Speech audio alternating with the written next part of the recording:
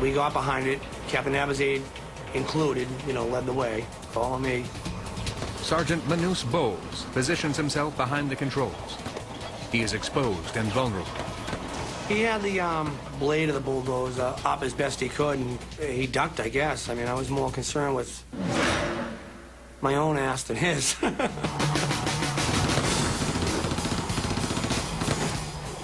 With their shoulders brushing the giant turning treads, the Rangers make their move. I knew in a million years I wouldn't try to leave the safety of that bulldozer. You heard so much firing, bouncing off this thing. You had 400 Rangers giving you cover and fire. You had the Ranger mortars. So a lot of people were helping us to make sure these 6, 7 guys get across that runway. That's the longest 2 minutes you could live. It works.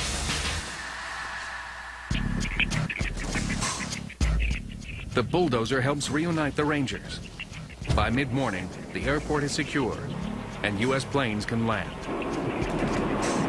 Now the Rangers turn their attention to the original mission, the rescue at the medical school.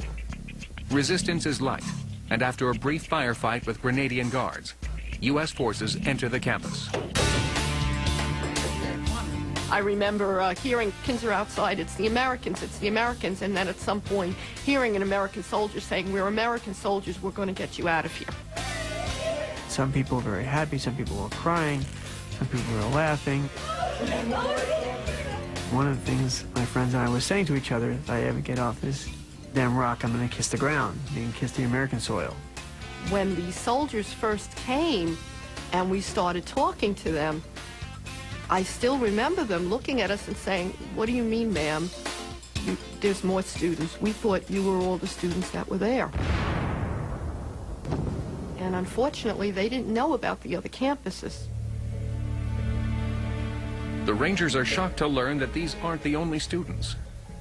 There is another medical school campus nearby at Grand Anse with even more students. And hundreds of others are scattered around the island. School officials had tried to warn the military of the situation. We had been working with the State Department and the National Security Council regarding this. My only request, ironically at the time, was that we needed to round the students up so they're at one central location. Somehow, U.S. officials in Washington had failed to relay this critical intelligence to the military. I didn't just show them maps, I had given them maps. I'd even marked out possible helicopter landing sites for them. But instead of maps with landing sites, the soldiers end up with tourist maps. Another major snafu in this ill-fated mission. The Rangers need a better way to find the second campus at Grand Anse and rescue those students. But first, they have to evacuate the 138 students at the main campus. At some time in the late afternoon, they escorted us back to our rooms to collect one bag. They gave us about 10 minutes in our room. The students are ready to leave Grenada. But unforeseen obstacles will threaten both them and the troops.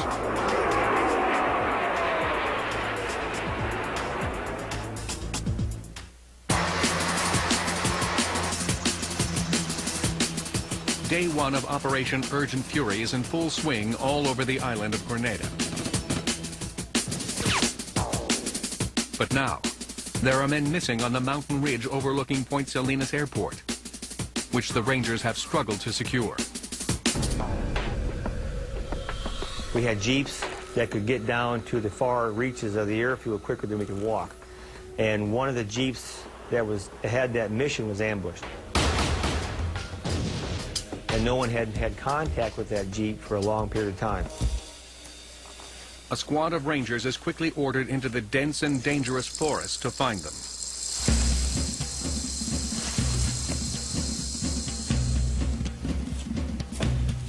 We get up top of the hill, and that's when things start coming apart. On the way to find the jeep, there's serious trouble. The search party has run directly into the enemy in the form of 3 Soviet armored personnel carriers known as BTR-60s. try to stop them. Fortunately, the Rangers are equipped with light anti-tank weapons, known as laws. So myself and Tim, one of my teammates, we each had a law.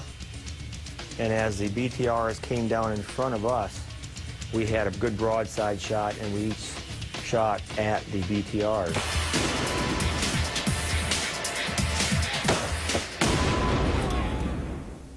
And we both missed.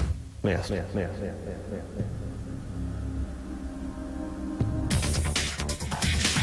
Rangers back at the airport are alerted and have more success. They also hammer the BTRs with mortars and law rockets. Some poor soul was thrown straight up in the sky, probably 200 feet, just pinwheel. The only thing I said when that body went in the air, I went, holy shit, look at that. I'd say poor guy, but he was shooting at us a minute earlier. All of a sudden, just hit the fan. What I mean is, there was an immediate, outrageous, hugely loud sequence of firing, and it just didn't stop. It was like somebody opened a can of whoop ass and started just firing. It's a huge firefight. The Rangers near the BTRs are especially vulnerable to friendly fire. Not only are the Cubans shooting at them, they're also in the line of fire from their own troops. We were on the receiving end of the bad guys getting shot. So we were receiving all the rounds that were getting past them. We knew that they were probably taken out, but not sure. The Rangers survive the assault, and the BTRs no longer seem to be a threat. They continue their original mission to track the missing Jeep crew, but they are uneasy. When they finally find them, 4 crew members have been wiped out by enemy fire. There will be no rescue. Now, the Rangers are deep in hostile territory, about a mile from the airport, and need to save themselves. But one of the BTRs has left them a surprise. You know, I could see through the break in the trees. I scanned my eyes, you know, just a natural act to follow that line sight. And at that moment's when I saw the guy stand up and shoot Lieutenant Ferrari.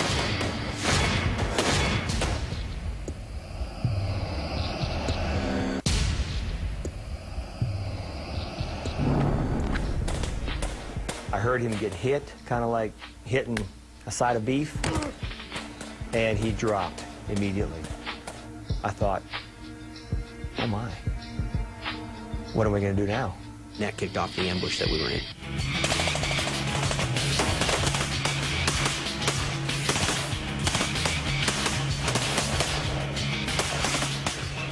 It's about 2.5 hours, that fight. What had happened was that BTR had slowed down enough to let off roughly 11 guys, and they set up that hasty ambush that we walked into. All I could see was the lieutenant laying in the road. So they provided covering fire. I went out, grabbed the lieutenant, pulled him back into the weeds with me, and then from there, I carried him up to where the doctor was waiting. We patched him up real quick. We'd never leave a Ranger behind, and I wasn't going to leave him behind.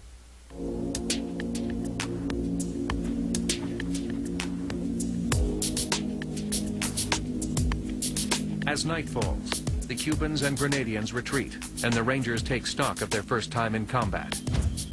I'd shot everything that I had, about 1,500 rounds that day. Day 1 of Operation Urgent Fury has not gone anywhere close to plan. 5 Army Rangers are dead, 6 wounded, and the American medical students are still trapped, unable to leave the campus. The explanation? The threat from enemy snipers is too great. So we didn't really get any rest that night. It was very, very stressful, and we were freezing our asses off. This is like a baptism for you. Early on day 2, the decision is finally made to lead the students to safety, with dozens of Rangers providing cover. The 138 students from the True Blue campus are led outside.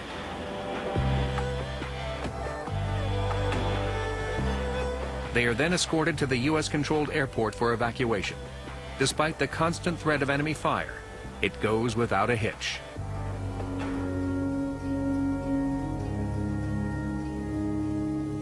A few hours later, the students arrive in friendly territory. And we got off the first transport in Puerto Rico. I said to a friend of mine, take a picture of me. I want to have one picture of me. And as I got off the plane, I kissed the ground. But there are still over 200 medical students stranded at the second campus, at Grand Anse. Even so, President Reagan declares victory in Grenada. I can't say enough in praise of our military.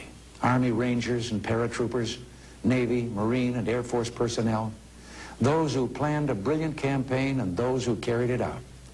Almost instantly, our military seized the campus where most of our students were and are now in the mopping up phase. But Reagan is wrong. The war is far from over. I asked somebody, I said, what's going on with these guys? They're not surrendering. Of course they were going to resist. They're Cubans. This is what they did. But they fought. They deserved my respect. They earned my respect and they got it. It was all about the revolution. U.S. troops are still fighting a determined enemy. And 233 American students still need to be rescued from the Grand Anse campus. But when and how?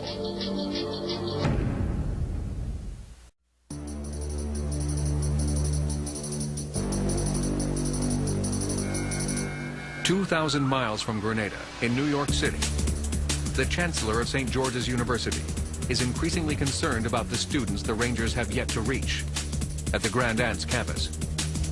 He's getting first-hand accounts of what's happening on the island. We had set up a ham radio on the Grand Anse campus, and we had set it up for any emergencies. We had always had it. When these events started unfolding, we decided to use a code system to be able to use the ham radio to talk back and forth. It's a primitive code system that uses two identical dictionaries, one with the students, the other with the Chancellor, to communicate one word at a time. 159. If you wanted to say parachute, if you look up the word parachute and whatever page number it was on, that would be a number. So it would be 175, that's the page number, A or B, which is the column, and one more number, how many words down.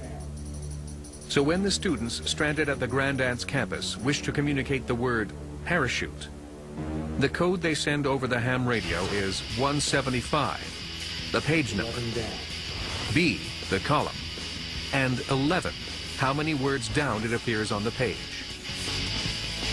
175. One of the students' coded messages makes the Chancellor especially anxious.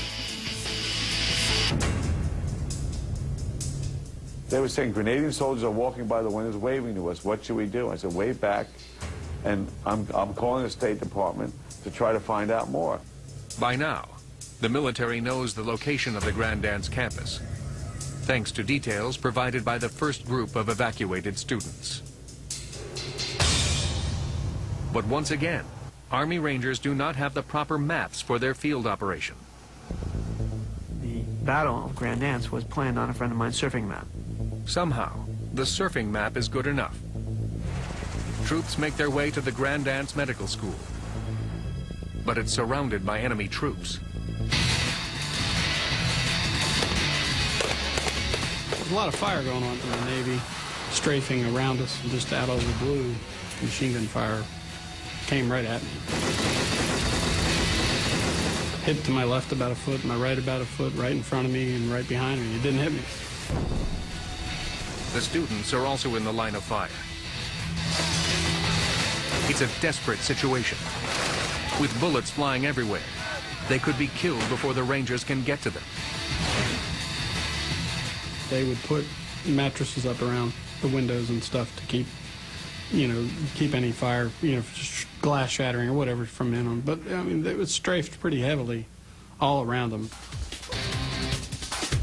With the students in dire need of help, every minute counts. The U.S. troops carefully launch their assault. With precision timing, They storm the building and quickly overwhelm the Grenadians. In a matter of minutes, they're inside.